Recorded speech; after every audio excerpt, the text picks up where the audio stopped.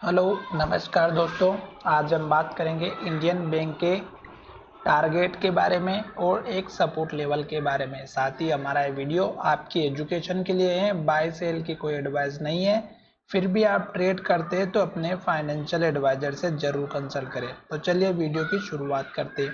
अगर आप देखेंगे तो स्टॉक ने यहाँ पर एक हाई बनाया था जो हमारा 573 का था और उसके बाद स्टॉक ने गिरावट दिखाई इस कैंडल के लो तक और फिर स्टॉक ऊपर जाने की कोशिश की पर फिर नहीं जा पाया। फिर स्टॉक ने नीचे लो बनाया, फिर स्टॉक ने ऊपर जाने की कोशिश की और नीचे आ गया। फिर स्टॉक ने इस लो को तोड़ करके यहाँ पर लो बनाया।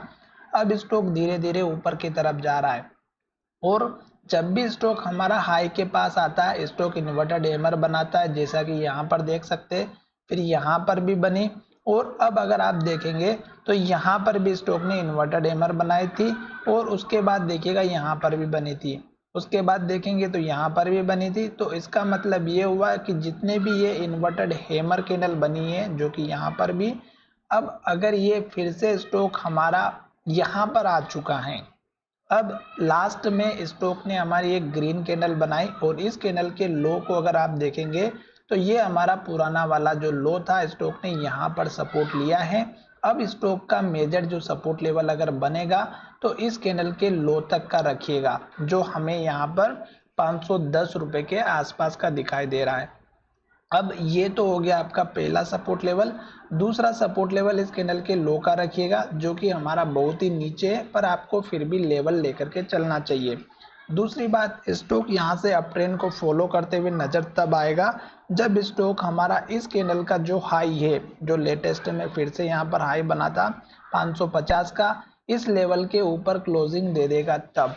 तो आपको यहाँ पर एक छोटा सा अगर टारगेट लेकर के चल तो एक हमारा इस कैंडल के हाई का रखिएगा जो यहाँ पर 550 से 52 का है। दूसरा टारगेट इस कैंडल का ही रखिएगा जो कि 562 का है और तीसरा टारगेट इस कैंडल का ही रखिएगा 573 रुपए का। तो ये दो तीन टारगेट मैंने आपको यहाँ पर बताएं। पर जब भी स्टॉक हमारा इन लेवल्स के पास आता है इन्वर्टेड हैमर बनती है और गिरावट आती है। अब ये स्टॉक हमारा यहाँ पर चौथी बार ट्रेड करता हुआ नजर आ रहा है और यहाँ से हमारी एक पॉजिटिव ग्रीन कैंडल बनी है। अगर एक के बाद एक हमारी इस तरह से ग्रीन कैंडल बनती है और हाई के पास क्लोजिंग होती है, जैसे कि यहाँ पर देखिएगा बहुत बड़ी रैली आई थी, सेम कंडीशन अगर यहाँ पर बनेगी तो इस लेवल का ब्रेकआउट हो जाएगा और स्टॉक एक नया टारगेट बनाएगा। साथ ही सपोर्ट लेवल आपको इस कैंडल के लो का रखना है और दूसरा सपोर्ट लेवल इस कैंडल के हाई तक का रखना है जो यहाँ पर 496 का है। इससे ज़्यादा स्टॉक का सपोर्ट लेवल ना रखे। साथ ही स्टॉक लॉन्ग टर्म में देखेंगे तो अप ट्रेंड में दिखाई दे रहा है, तो जब तक स्टॉक 200 डेज के मूविंग एवरेज के ऊपर है तब तक आप बने रहिएगा। अब स्टॉक जो है हमारा पुराना जो हाई था उन्हीं को टारगेट करता है, सपोर्ट बनाता है, जैसे कि यहाँ पर सपोर्ट बना हुआ है।